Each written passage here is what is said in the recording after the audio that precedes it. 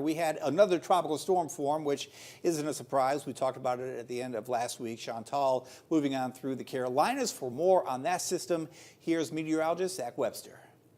Over the weekend, we had our third named storm of the 2025 Atlantic hurricane season. It was yet another fairly short-lived tropical storm, that being Tropical Storm Chantal. It first developed as a tropical depression on into the evening hours on Friday, July 4th, and then throughout the overnight hours, Friday night into early Saturday morning, it continued to strengthen, eventually reaching tropical storm strength early Saturday morning. It continued to strengthen throughout the day on Saturday as it moved northward, closer to the South Carolina coast, eventually reaching max sustained winds of 60 miles per hour at around 1 o'clock early Sunday morning. It made landfall shortly thereafter just to the south of Myrtle Beach, and once it moved inland, it started to weaken but still produce quite a bit of flooding rains. It's over the South Carolina and North Carolina state line. As we get on into Sunday morning, it's back down to a tropical depression. It continued to move northward and then finally became a post-tropical area of low pressure earlier this morning at around 10 o'clock just to the north of Norfolk, Virginia.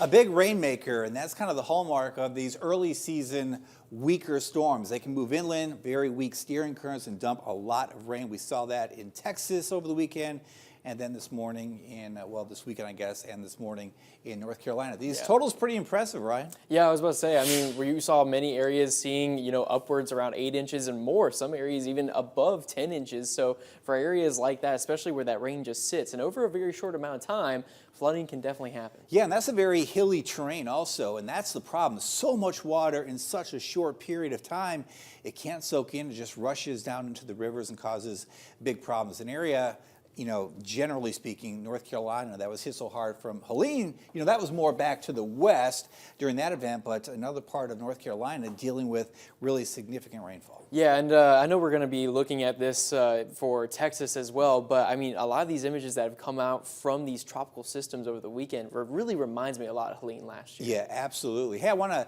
bring you up to speed on the Google DeepMind model. So we're going to be pushing this a lot. This is new for this year for us to analyze, and the reason we're going to be talking about it a lot is because it does a really good job. So the black line is the actual track of Chantal as it moved into South Carolina. The blue here, this is from Saturday morning, the blue is the Google DeepMind forecast. This is the European high-res deterministic run, and these are the European ensembles. These two, the yellow and orange, have been the gold standard for tropical forecasting for years, all right?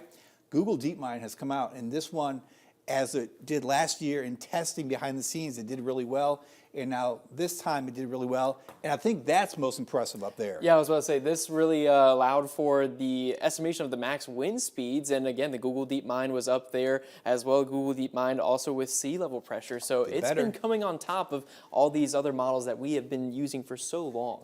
It's a shift in the whole weather world. I mean, it really is. The machine learning that's coming online. I posted more on what's ahead on, again, Facebook, looking towards the 17th, 18th.